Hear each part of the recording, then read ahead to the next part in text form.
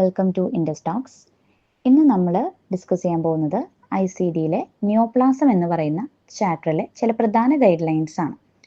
അപ്പോൾ നിയോപ്ലാസം നമുക്കറിയാം ICDയിൽ തന്നെ വളരെ പ്രധാനപ്പെട്ടിട്ടുള്ള ഒരു ചാപ്റ്ററാണ്.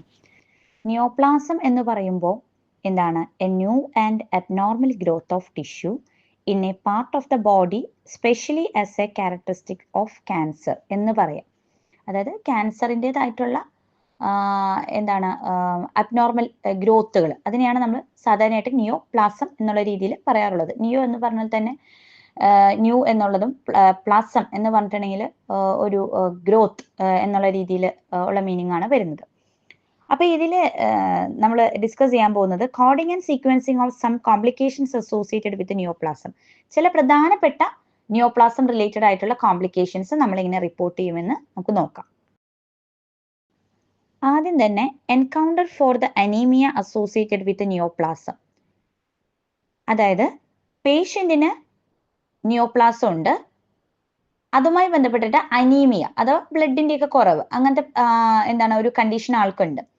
അപ്പോൾ എന്താണ് അനീമിയ ഇൻ നിയോപ്ലാസ്റ്റിക് ഡിസീസ് എന്ന് പറയുന്ന കോഡ് വേണം നമ്മളിവിടെ കൊടുക്കാനായിട്ട്.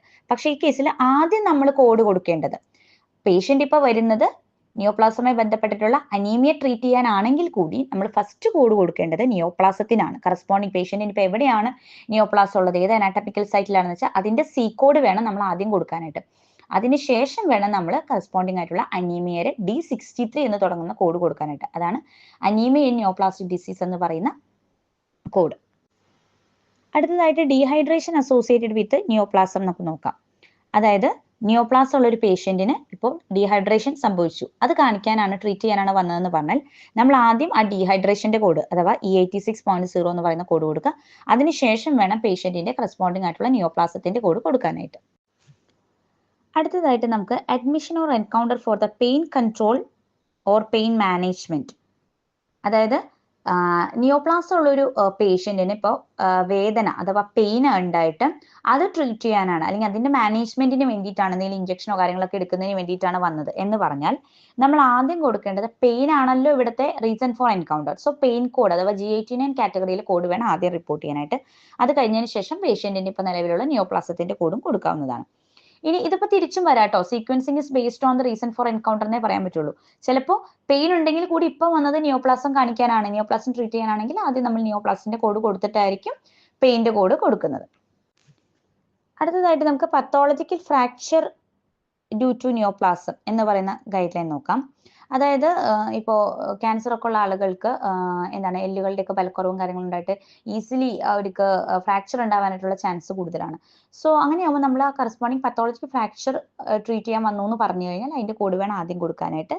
അഥവാ M84.5 കാറ്റഗറി എന്നുള്ള കോഡ് വേണം ആദ്യം കൊടുക്കാനായിട്ട്. അത് കഴിഞ്ഞിട്ട് വേണം കറസ്പോണ്ടിങ് ആയിട്ട് പേഷ്യന്റ് ഇപ്പോൾ എവിടെയാണ് നിയോപ്ലാസ് ഉള്ളതെന്ന് വെച്ചാൽ അത് കോഡ് കൊടുക്കാനായിട്ട്. ഇനിയിപ്പോൾ ഇത് തിരിച്ചാണെന്നുണ്ടെങ്കിൽ, അതായത് ഇപ്പോൾ പത്തോളജിക് ഫ്രാക്ചർ ഉണ്ട്, നിയോപ്ലാസം ഉണ്ട്, എന്നിട്ട് നിയോപ്ലാസം ട്രീറ്റ് ചെയ്യാനാണ് വന്നതെന്ന് പറഞ്ഞു കഴിഞ്ഞാൽ നിയോപ്ലാസത്തിന്റെ കോഡ് ആദ്യം കൊടുത്തതിന് ശേഷം വേണം പത്തോളജിക് ഫ്രാക്ചർ നമ്മൾ റിപ്പോർട്ട് ചെയ്യാനായിട്ട്. അടുത്തതായിട്ട് നമുക്ക് malignant neoplasm in pregnant patient എങ്ങനെ കോഡ് ചെയ്യാന്നുള്ളത് നോക്കാം.